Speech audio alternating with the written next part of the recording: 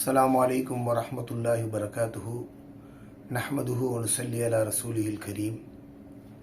வராசத் என்ற இந்த பாடத்திலே நம்முடைய சொத்துக்களை வாரிசுகளுக்கு கொடுக்கக்கூடிய இந்த விஷயத்திலே எப்படி நாம் நம்முடைய வாரிசுகளை நிபந்தனைகளோடு வியாபாரத்திலே கூட்டாக்க வேண்டுமோ அதே போன்று நம்முடைய குடும்பத்திலே அவர்களை கூட்டாக்கும் பொழுதும் நிபந்தனையோடு கூட்டாக்க வேண்டும்.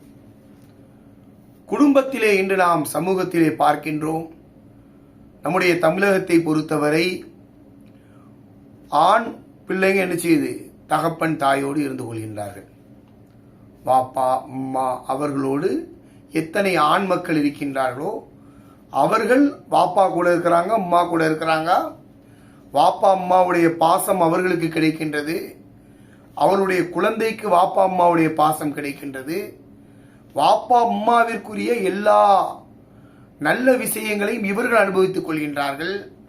தந்தையினுடைய வீட்டை இவர்கள் அனுபவித்துக் கொள்கின்றார்கள். கடையை அனுபவிக்கின்றார்கள். வாகனத்தை அனுபவிக்கின்றார்கள். இது ஒரு சாரார். இன்னொரு சாரார் எப்படி என்றால், பெண் வீட்டிலே போய் ஆண் மக்கள் இருந்து கொள்கிறார்கள். அதாவது மாமனார் மாமியார் வீட்டில். அங்கே என்ன தடுக்கப்படுகின்றது என்றால், ஆண் வாரிசுகளுக்கு இவர்கள் அனுபவிக்கக்கூடிய விஷயங்கள் தடுக்கப்படுகின்றது. இதை யாருமே கண்டுகொள்வது கிடையாது. இதை ஒரு முறையாக நாம் காலம் காலமாக பின்பற்றி வருகின்றோம். யாரும் யார் கூடனாலும் என்ன செய்யலாம், இருக்கலாம், அதிலே தவறு கிடையாது. ஆனால் இந்த விஷயத்திலே நம்முடைய குழந்தைகளுக்கு நாம் நீதம் செலுத்துகின்றோமா என்பதை பார்க்க வேண்டும். பெரிய குழப்பம், பெரிய பிரச்சனைகள், பெரிய சண்டை சச்சரவுகள், நம்முடைய மரணத்திற்கு பின்னால் வரக்கூடிய அந்த குழப்பங்களுக்கு அளவே இல்லாமல் இருக்கின்றது என்றால் ஒரே காரணம் என்னவென்றால், சரியான முறையிலே இஸ்லாம் சொல்லித்தந்த முறையிலே அந்த குடும்ப கட்டமைப்பை நாம் உருவாக்கவில்லை. அதான் காரணம். எவ்வளவு விஷயங்கள் இருக்குது. ஒரு அண்ணன் தம்பி, ஒரு அக்கா தங்கச்சி இருக்கிறாங்க. அவர்கள் எல்லோருமே ஒரு இடத்திலே கட்டி கொடுக்கப்படுகின்றார்கள். பாப்பா கார் வாங்கியிருப்பாரு. அந்த காரை இந்த சகோதரன் அனுபவிப்பான். அந்த சகோதரிக்கு போய் சேராது. அது இது யார் வாங்கின காரு? தந்தை வாங்கின காரு. அப்போ தந்தை ஒரு மகனுக்கு உரிமை கொடுத்தால் அதே உரிமை பெண் மக்களுக்கும் கொடுக்க வேண்டும். அதே போன்று பொம்பளை பிள்ளை என்ன செய்யும், ஒரு சில பகுதியில் நல்ல சந்தோஷமா அனுபவிக்கும். அந்த ஆண்மகன் வெளியிலே தள்ளப்படுவான். வீட்டில இருந்து என்ன செஞ்சிருவான், வெளியிலே போய் விடுவான். இப்படி பாசத்திலே நம்ம மனசுல ஏற்றதால் இருக்கலாம். சில பேர் மேல பாசம் அதிகமா இருக்கும், சில பேர் மேல குறைவா இருக்கும். சில பேருடைய அந்த செயல்பாடுகள் நமக்கு வெறுப்பை தரலாம், சில பேருடைய செயல்பாடுகள் நமக்கு அதிகம் பிரியத்தை தரலாம். நம் உள்ளத்திலே அந்த பாசத்தினுடைய அளவு கூடுதல் குறைவாக இருக்கலாமே தவிர, மாறாக வெளியிலே அது பொருளாதார அடிப்படையிலே காட்டப்படும் என்றால் மறுமையிலே மிகப்பெரிய கேள்விகளுக்கு நாம் பதில் சொல்லியாக வேண்டும். கண்ணியத்திற்குரிய உறவுகளே, இன்று நாம் நிறைய விஷயங்களை நாம் என்று பார்த்து கொண்டிருக்கின்றோம். தன்னோடு பெண் மக்களை வைத்துக் கொண்டு ஆண் மக்களை வெளியே தள்ளுவது, தன்னோடு ஆண் மக்களை வைத்துக் கொண்டு பெண் மக்களை வெளியே தள்ளுவது, இது எல்லாவற்றிலேயும் குழப்பம் ஏற்படும். சில பேரை பார்க்கிறோம், ஆண் மக்களுடைய அந்த பேர குழந்தைகளை பேத்தி குழந்தைகளை நல்லா வச்சு கொஞ்சுவாங்க. பெண் மக்களுடைய பேர குழந்தைகள் பேத்தி குழந்தைகள் மீது ஒரு வெறுப்பு வருவதை பார்க்கின்றோம். இவ்வளவு கேவலமான ஒரு குணம். குழந்தைகள் எல்லாம் குழந்தைகள் தானே. அது மாதிரி அதுக்கு மாற்றமாக பெண் மக்களுடைய பிள்ளை என்றால் பிடிக்கும். இந்த பிள்ளைங்களை வெறுப்பதின் மூலம் மருமகளுக்கு என்ன செய்யறாரு, எதிர்ப்பை காட்டுறாராம். அல்லது இந்த பிள்ளையை வெறுப்பதின் மூலம் மகளுக்கு எதிர்ப்பை காட்டுகின்றாராம். இது போன்ற ஒரு கேடுகட்ட நிலைகள் எல்லாம் என்று நம் சமூகத்திலே ஊறி திளைத்திருப்பதை நாம் பார்க்கலாம். இதை வச்சு ஒன்றாக போறதில்லை. வயசான காலத்துல இந்த பாலிடிக்ஸ் பண்ணி யாருக்காவது ஏதாவது பிரயோஜனம் இருக்கா?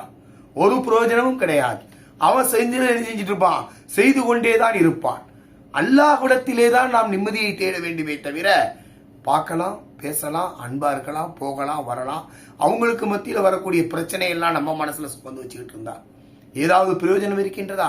நிச்சயமாக கிடையாது. ஆக இந்த குடும்பத்திலே கூட்டாக்கக்கூடிய விஷயத்திலே நம்முடைய சமூகம் தன்னுடைய சந்ததிகளுக்கு மிகப்பெரிய அநீதத்தை செய்து கொண்டிருக்கின்றார்கள். அதுல மாற்றுக்கிறதே கிடையாது. ரொம்ப பெரிய அநீதம் என்று நடந்து கொண்டிருக்கின்றது. ரொம்ப விளக்கமா இதை சொல்ல வேண்டும் என்ற ஒரு தேவை கிடையாது. முதல்ல சரி, நான் குடும்பத்தில் நான் என்ன செய்கிறேன், என்னுடைய மகளை நான் வைத்துக் கொள்கின்றேன், என்னுடைய மகனை நான் வைத்துக் கொள்கின்றேன். ஒரு நிபந்தனை, எல்லா குழந்தைகளையும் வச்சு என்ன செய்யணும், வாப்பா அம்மாவுக்கு முடியாமல் இருக்குது, அதனால இந்த மகள் என்ன செய்வா, வாப்பா அம்மாவை பார்த்து கொள்வாள், இந்த மகன் வாப்பா அம்மாவை என்ன செய்வாங்க, பார்த்து கொள்வார்கள் என்ற நிபந்தனையின் அடிப்படையிலே அது எழுதப்பட வேண்டும். எழுதப்பட்டு அவர்களுக்குரிய கூலி கொடுக்கப்படணும். அந்த வீட்டில இருந்து அவங்க அனுபவிக்கிறது என்ன செய்யணும், அதற்குரியதை அவங்க கொடுத்துடணும். அது எந்த ரீதியிலே எல்லா குழந்தைகளும் ஏற்றுக்கொள்கின்றார்களோ அந்த ரீதியிலே தான் இருக்க வேண்டும்.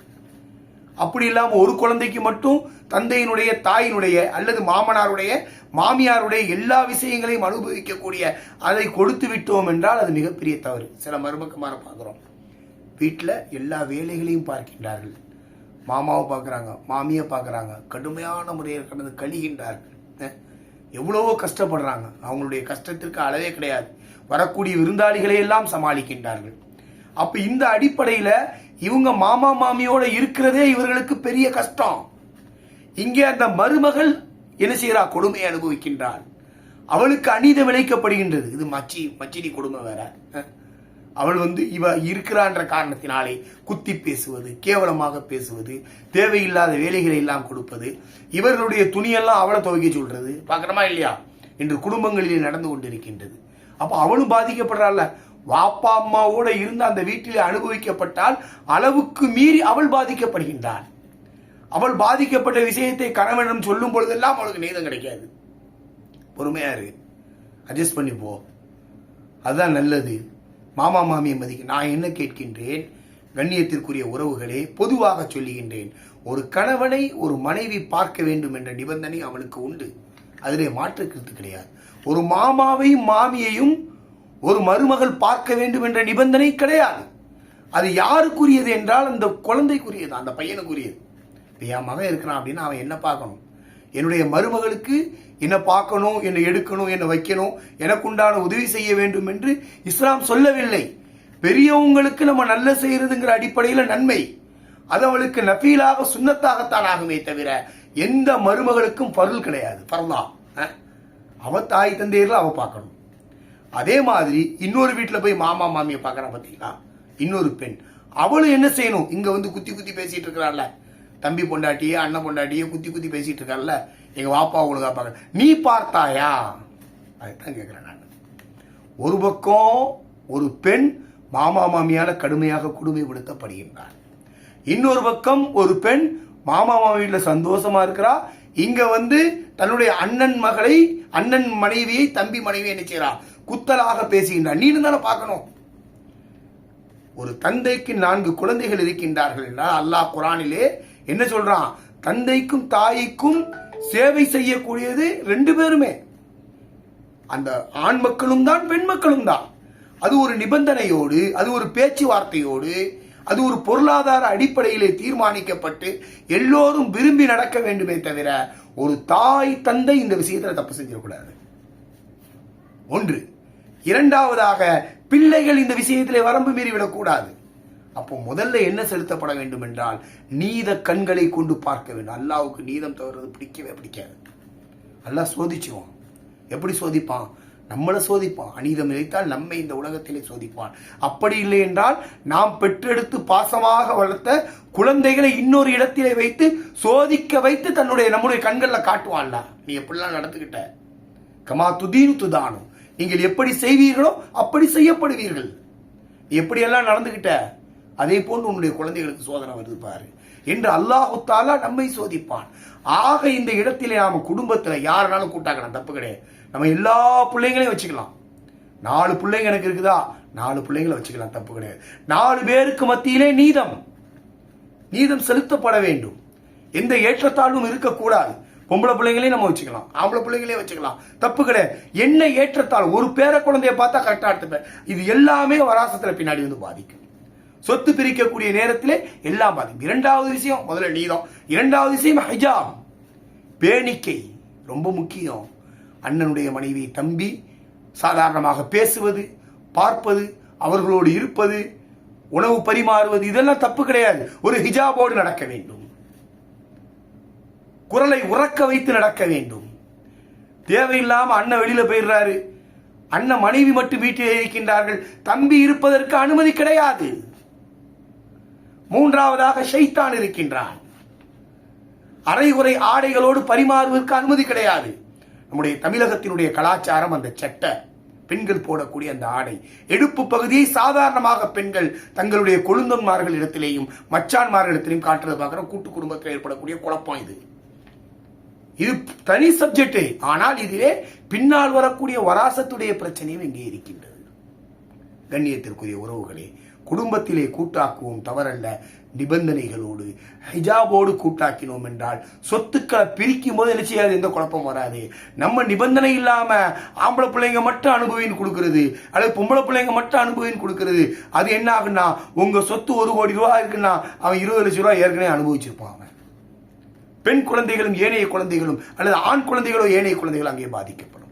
கண்ணியத்திற்குரிய உறவுகளே, குடும்பத்திலே கூட்டாக்குவதிலே கவனமாக இருப்போம். வாஹிர் தாவான் அல்ஹம்துலில்லாஹி ரப்பில் ஆலமீன். அஸ்ஸலாமு அலைக்கும் வரஹ்மத்துல்லாஹி வபரகாத்துஹு.